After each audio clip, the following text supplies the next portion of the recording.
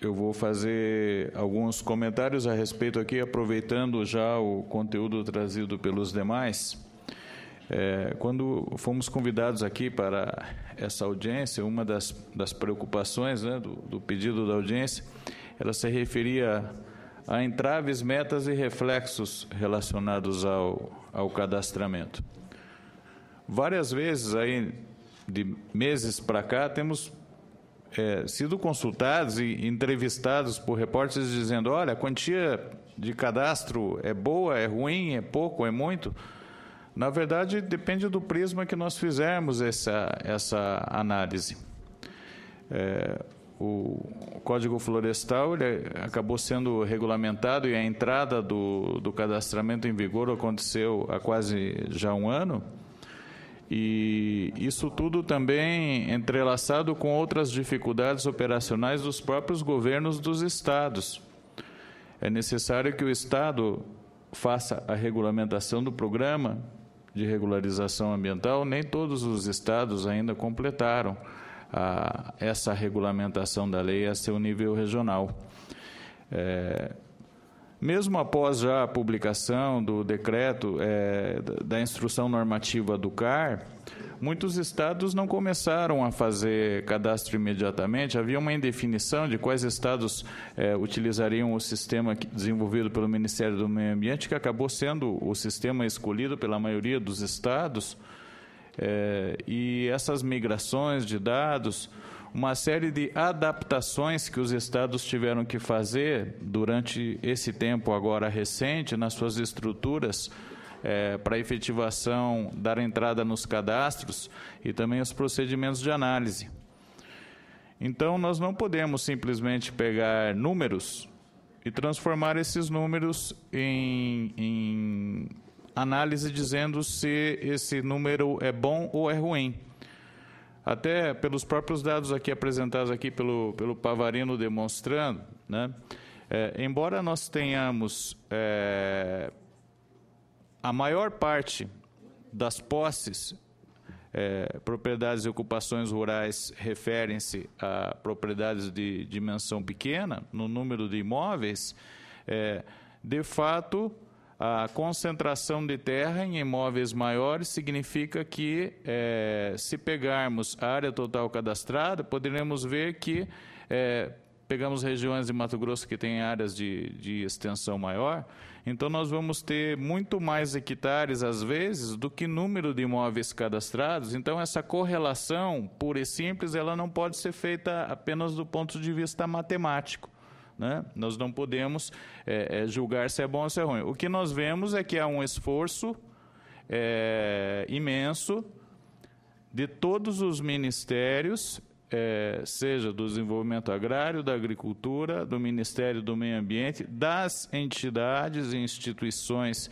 representativas do setor, em buscar que os produtores façam efetivamente seu cadastro. Agora, essa questão envolve dificuldades operacionais também, né? Nós temos um outro problema que, como bons brasileiros, o 44 do segundo tempo é um momento de adrenalina e que todos querem deixar para fazer na última hora, né? A nossa lei previu o cadastramento no prazo de 1 ano, prorrogável por mais um, o que acendeu uma luz de que haveria um segundo tempo, né, um prazo. Na discussão do Código no Congresso, discutia-se 4 a 5 anos para fazer o cadastro, porque o próprio Sistema Nacional de Cadastramento Rural do INCRA, ele está durante anos sendo alimentado, sempre, né, trazendo imóveis.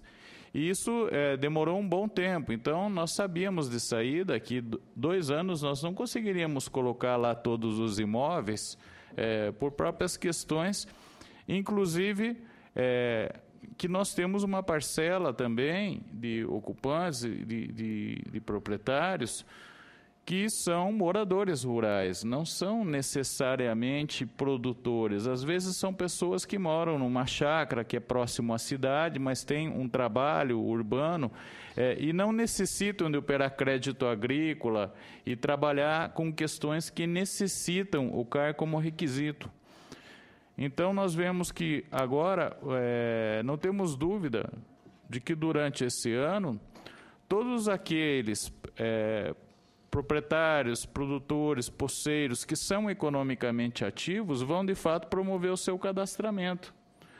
Além de todos esses que estão atendidos pelos programas aí relacionados à reforma agrária e regularização fundiária.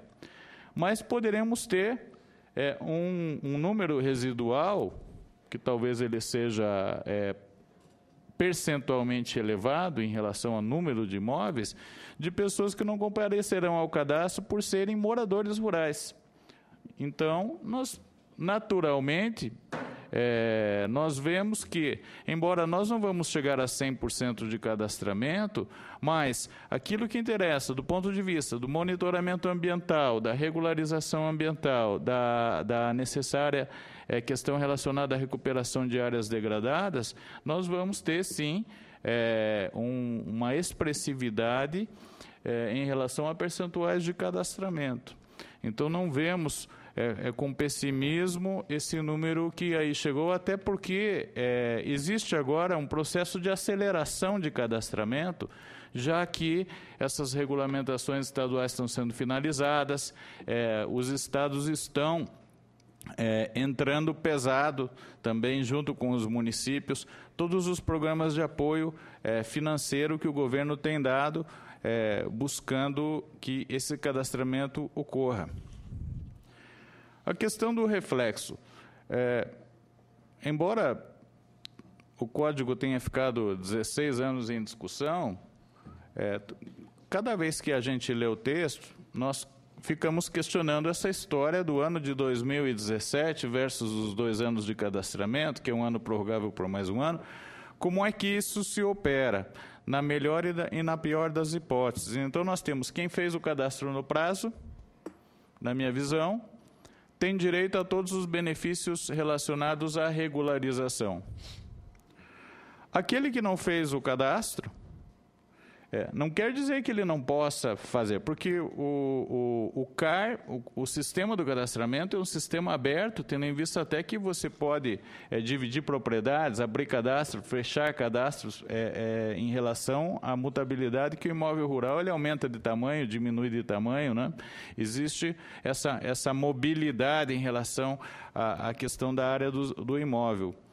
Aquele que não fez o cadastro no prazo legal, seja o de agora ou aquele que venha a ser prorrogado, perderá a oportunidade dos benefícios e ficará, inclusive, sujeito a sanções posteriores, porque na hora em que ele vai vender o seu imóvel, vai fazer uma transação, vai fazer um empréstimo, ele não terá o cadastro e isso vai dificultar a vida dele. Além do que existe a possibilidade de, a partir de um determinado ponto, o próprio governo estabelecer sanções para quem não efetive o cadastro, tendo em vista que, se nós tivermos só regras e não tivermos sanções, então aqueles que são arredios ao cumprimento da lei não irão cumpri-la. Então, será natural que, a partir de um determinado ponto, se fixe, inclusive, sanções para esses que estão. E do ponto de vista do setor privado da agricultura médio e grande produtor, conforme foi colocado aqui pelo Deusdará, essa exigência de cadastramento, ela já está acontecendo.